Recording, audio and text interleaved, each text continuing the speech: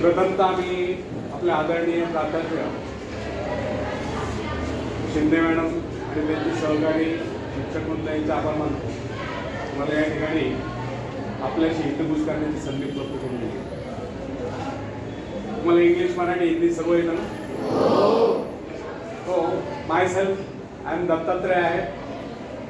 I am the retired principal of government ITI. Basically, I am an electrical engineer. I have been worked as an electrical engineer at Koyna hydroelectric project for 2 years. 1 year at Chandrapur Thermal Power Station. Then after I joined to Government Technical College and worked as a lecturer for 13 years. Parallelly, I applied to the exams of the Institution of Engineers and get the degree of AMRE, is Associated Member of the Institution of Engineers. And on that basis, I faced to MPSC and get selected as a principal and worked as a principal for 22 years.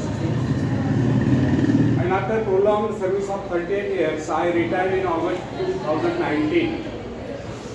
And since last 6 years, after retirement, I am delivering motivational speeches to Indian youth. So today, I am speaking on self-reliance. Means आत्मनिर्भरता.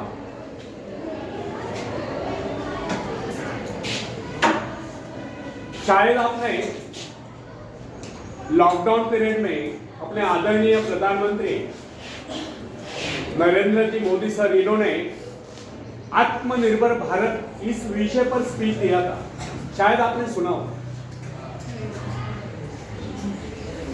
तो भारत आत्मनिर्भर कब बनेगा? जब भारत का हर नागरिक, हर युवक, हर युवती आत्मनिर्भर बनेगा, तभी भारत आत्मनिर्भर बन सकता है. आत्मनिर्भरता का मीनिंग क्या है? अर्थ क्या है? आत्मनिर्भर बनना मीन्स क्या?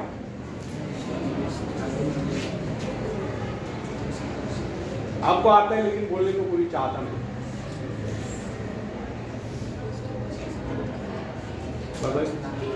आत्मनिर्भर बनने में इसका गलत हुआ तो कुछ प्रॉब्लम नहीं. पता है आपको आता है लेकिन बोलने को तैयार नहीं. हाँ बराबर है. बताओ.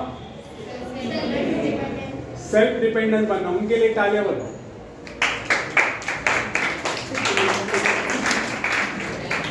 इस पे उस पे निर्भर न रहकर स्वयं निर्भर बनना, इसे ही आत्मनिर्भरता कहते हैं.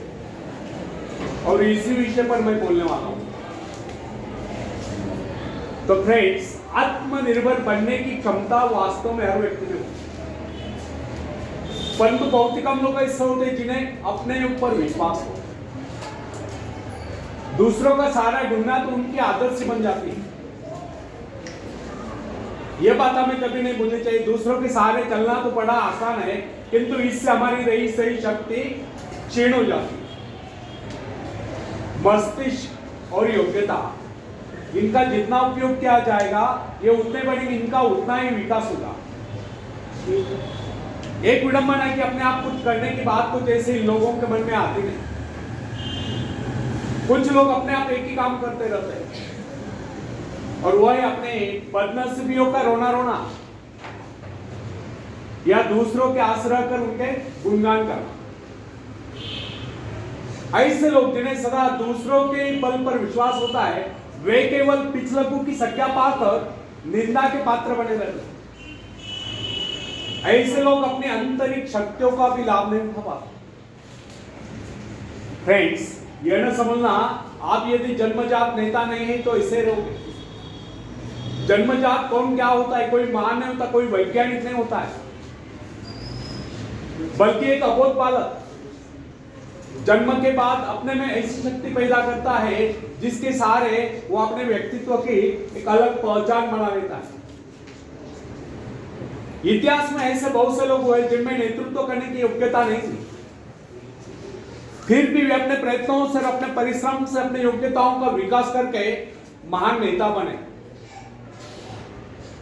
नेता वही होता है जो किसी पर निर्भर न हो, जिसमें नेतृत्व करने की क्षमता हो, जो दूसरों के विचारों का सहारा लेना आवश्यक न समझता, उसमें स्वयं सोचने और अपने कार्यक्रमों को स्वयं निर्धारित या कार्यान्वित करने की क्षमता होती है। लोगों की संख्या बढ़ाकर भीड़ के बीच में चलना तो कोई बड़ी बात नहीं है। बड़ी बात तो यह है कि लोगों के दिलों में अपना स्थान बनाया जाए, चाहे लोगों की संख्या कितनी कम क्यों न हो। ऐसे लोग वही होते हैं जो आत्म विकास करके शक्तिशाली हो चुके हैं। ऐसे लोग अपने भाग्य को बदल देते हैं, अपने साथ साथ दूसरों का भी भाग्य बदल देते हैं। आज के युग की विडंबना यह है कि हर कोई किसी न किसी का सहारा ढूंढ कर नजर आता है। किसी को अपने धन का सहारा लेना पड़ता है तो किसी को अपने मित्र का, कुछ तो अपने वंश पर ही फुले नहीं समझते। ऐसे तो बहुत ही कम लोग होते हैं जिन्हें अपने ऊपर पूरा विश्वास हो। दूसरों की शक्ति पर जीने वालों का एक मनोविज्ञान यह भी होता है कि ऐसे लोग सदैव किसी न किसी को दोषी ठहराकर अपना पक्ष बचाने के अवसर ढूंढा करते हैं।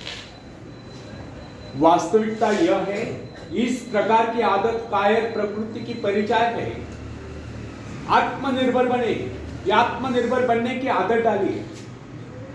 आदत का आरंभ उस समय होता है जब एक बच्चे को उसका पिता कोई विशेष कार्य करने को कहता है तब वह संतुष्ट नहीं होता, लेकिन जब वह अपने ढंग से उसी कार्य को करता है, उसे पूरा करने के लिए संघर्ष कर विजय प्राप्त करता है, तो उसके चेहरे पर खुशियों की लहरें थिरकते नजर आती हैं। इस प्रकार की विजय की भावना उस बालक को शक्तिशाली बनने का एहसास दिलाती है। फ्रेंड्स, स्कूल की शिक्षा या कॉलेज की शिक्षा केवल व्यक्ति की व्यवहार कुशलता और योग्यताओं की वृद्धि नहीं करती, यह तो व्यक्ति के हाथ में औजार थमा देती है। इस औजार का सही इस्तेमाल करना आदमी को स्वयं सीखना पड़ता है। हेनरी वार्ड बीचर अपने समय के एक महान विचारक अपने बारे में कथा सुनाया करता था। जब मैं बच्चा था तब मुझे किसी तरह से आत्मविश्वास की शिक्षा दी गई। मुझे ब्लैक बोर्ड के पास भेजा जाता था। मुझ में शंका और संदेह होने का रोग था। मेरे टीचर मुझे बार बार कहते, इस पाठ को अवश्य पढ़ लेना। उनके स्वर में काफी क्रोध हुआ करता था।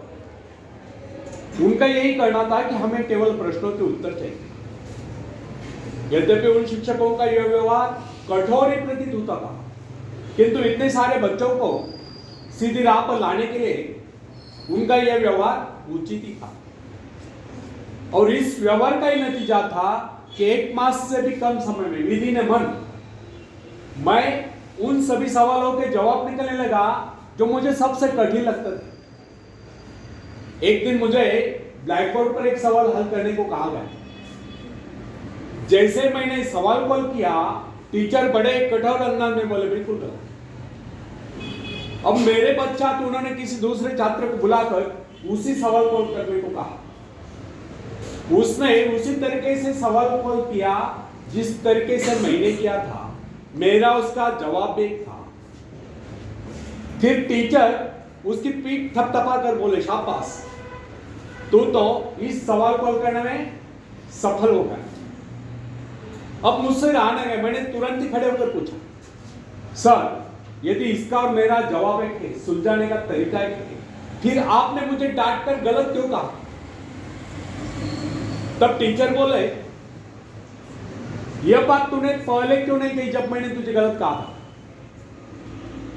फ्रेंड्स, केवल पाठ को याद करने से कोई मतलब नहीं।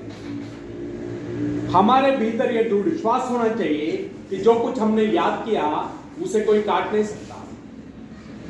इसे ही आत्मविश्वास कहते हैं। और जिनमें ये आत्मविश्वास होता है वही तर्क दे सकता है, वही बस यानी कि चर्चा कर सकता है।